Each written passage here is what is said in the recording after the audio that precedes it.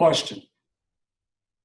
When you're driving down the highway and you look outside your window, what do you see? If you look closely, you're going to see a bunch of plastic waste.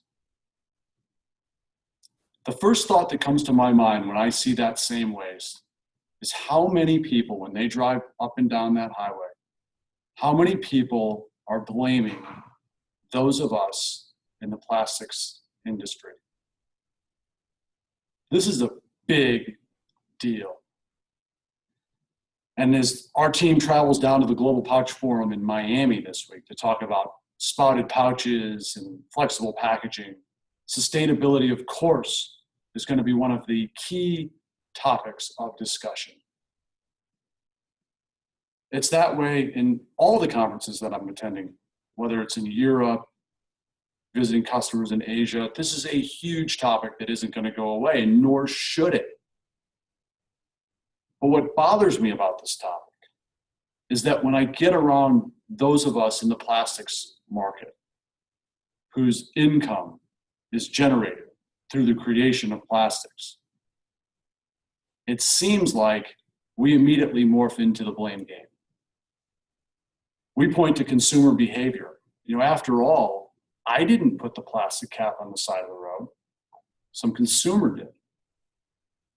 I didn't put caps in the ocean. In fact, there's no way to get a cap from our manufacturing floor in this landlocked metropolis known as South Elgin, Illinois, all the way to the Pacific Ocean.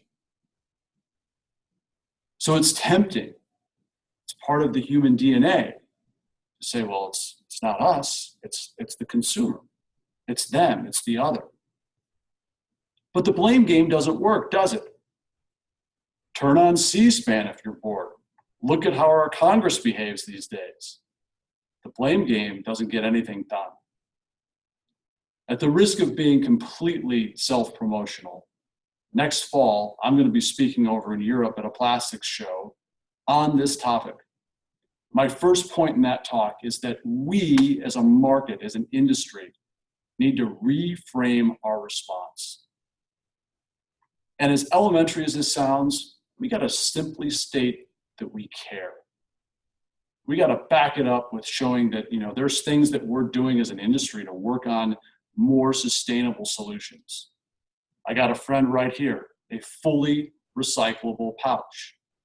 Now I know talking about landfills is kind of, you know, is dirty. We don't want to talk about landfills. We don't want product to go to landfill, but reality is a lot of things go to landfill. So maybe there's some biodegradable technology that we need to be looking at and talking about it, as scary as that word is. Those of us in the plastic space know that that technology already exists. The point here is that we need to reframe our response. We need to demonstrate that we care. I want to challenge leaders as we go to the Global Pouch Forum this week. There's many great companies. Our competitors, suppliers, equipment manufacturers, there's all sorts of great companies. Let's consider what we as a market can do in the flexible packaging space to really make a dent in this issue. We can't change consumer behavior, and I get there's an end of life challenges to our plastic that probably can't cover in the next few days. But we can band together, can't we?